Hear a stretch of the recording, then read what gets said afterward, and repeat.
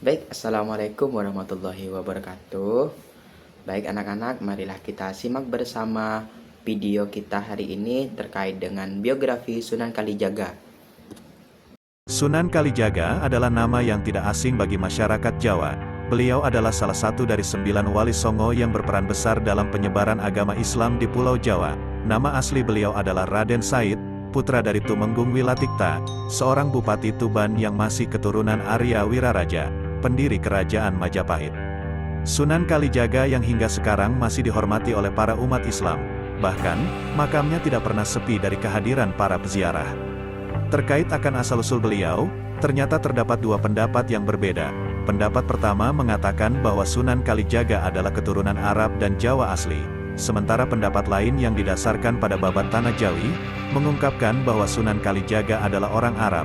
Bahkan jika dirunut akan silsilah dari kakeknya, Sunan Kalijaga masih memiliki silsilah dengan Abbas bin Abdul Muthalib, paman dari Nabi Rasulullah SAW. Sunan Kalijaga sejak kecil sudah diperkenalkan akan agama Islam oleh guru agamanya.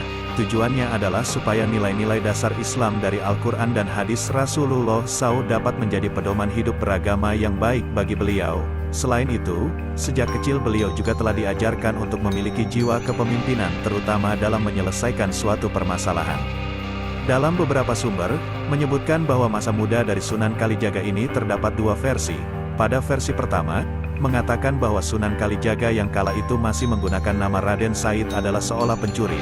Namun, beliau melakukan perampokan dan pencurian ini bukan untuk dinikmatinya sendiri, melainkan untuk rakyat kecil.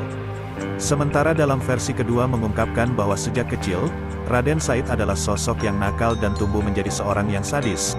Beliau bahkan dikatakan pernah membunuh orang dan mendapatkan julukan Berandal Lokajaya. Singkat cerita, kenakalan Raden Said berhenti setelah bertemu dengan Sunan Bonang dan bertobat.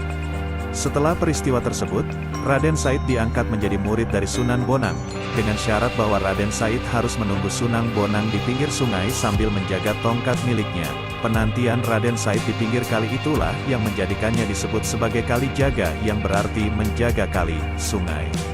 Menurut sejarah, Sunan Kalijaga memiliki 3 orang istri. Yang pertama Dewi Sarah, yang kedua Siti Zainab yaitu anak dari Sunan Gunung Jati, dan yang ketiga Siti Hafsah yaitu putri dari Sunan Ampel. Masa hidup Sunan Kalijaga diperkirakan mencapai lebih dari 100 tahun, yakni sekitar pertengahan abad ke-15 sampai akhir abad 16. Dengan demikian, beliau juga telah mengalami masa akhir dari kekuasaan kerajaan Majapahit tepatnya pada 1478. Bahkan beliau juga ikut dalam upaya merancang pembangunan Masjid Agung Cirebon dan Masjid Agung Demak. Sunan Kalijaga kemudian wafat sekitar tahun 1680 pada usia 131 tahun. Beliau dimakamkan di Desa Kadilangu yang terletak di Demak. Dalam beberapa catatan sejarah, Sunan Kalijaga juga memiliki banyak guru terutama dalam upayanya menyebarkan agama Islam di Pulau Jawa.